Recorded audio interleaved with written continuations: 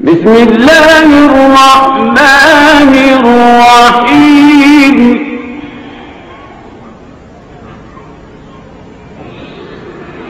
والضحى والليل إذا سجى ما ودعك ربك وما قلى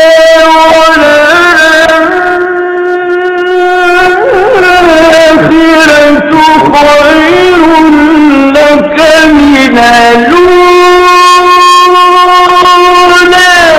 ولسوف يعطيك ربك فترضى.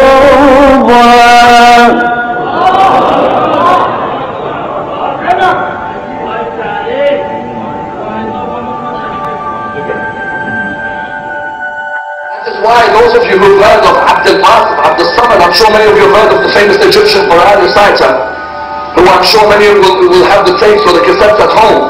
Abd al-Basit was the most famous Egyptian Quran reciter in the world. It is narrated about him, his son narrates the story. His son says, when my father passed away, I saw my father in a dream. In this dream, when I saw my father, I asked him, where are you now? Are you going towards the gates of Jannah? He replied to me, my son, I am neither in Jannah nor am I in Jahannam. Where are you, my father? He said, the angels have said to me, they will not put me in Jahannam because I have read so much Quran. But they will not put me in Jannah because in all my reading of Quran, I still did not find the position of Ali ibn Abi Talib in his truest sense. He says, Allahumma salli ala Muhammad wa ala Muhammad. He says, therefore my son, you have to go out and you must find the wilayah in the Quran for me to be allowed to enter the gates of Jannah. His son goes to the Hawza. He studies in the Hawza until eventually he joins the school of Al-Muhammad. So we don't hear Allahumma salli ala Muhammad wa ala Muhammad.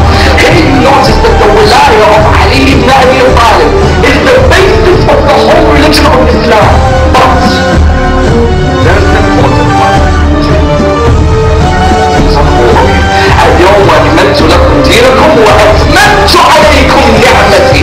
The greatest ni'mah given to mankind was the wilayah of Ali ibn Abi Talib.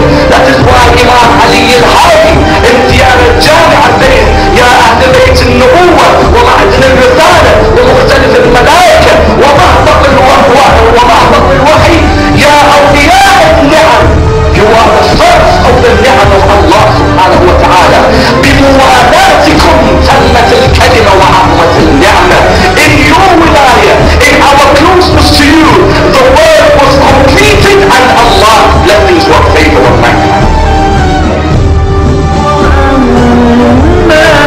بنعمة ربك فحدث ألم نشرح لك صدرك